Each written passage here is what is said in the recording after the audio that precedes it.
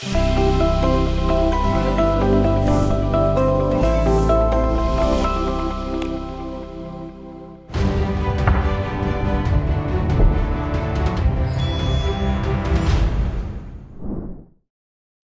and welcome to another episode for MCQs for judiciary exams. Let's begin. What is the maximum punishment under section 69 of the BNS for sexual intercourse obtained through deceitful means or false promises?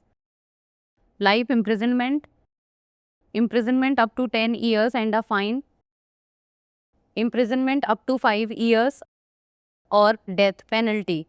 The correct answer is option B, imprisonment up to 10 years and a fine. Recently, in the Vishwajyoti Chatterjee versus State of West Bengal and another's case, the Supreme Court has reiterated that a breach of promise to marry cannot be classified as rape unless it is established that consent was obtained through deception from the beginning. Section 69 of the Bharatiya Nyaya Sanhita 2023 deals with the sexual intercourse by employing deceitful means, etc. The punishment for this offence includes imprisonment for up to 10 years and a fine. Next, which order of the Civil Procedure Code deals with striking out pleadings? Order 7, Rule 10, Order 8, Rule 5, Order 6, Rule 12, or Order 6, Rule 16. The correct answer is option D, Order 6, Rule 16. Recently, in the Anaya Kocha Shetty through legal representatives versus Lakshmibai Narayan Satoshe since deceased through legal representative and others case, the Supreme Court expressed concern over lengthy pleadings in civil trials, which led to extended judgments even though the issues could have been addressed more concisely.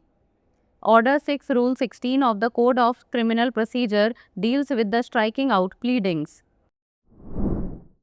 Next, which chapter of the Bharatiya Nyaya Sanhita deals with offences related to property marks? Chapter 6, Chapter 10, Chapter 18, or Chapter 12? The correct answer is option C, Chapter 18. Chapter 18 of the Bharatiya Nyaya Sanhita 2023 states the provisions for the offences related to the property marks under the Sanhita. Next, under Section 191 of the Contract Act, the sub-agent works under the control of which party? The principal, a third-party manager, the original agent, or the court? The correct answer is option C, the original agent.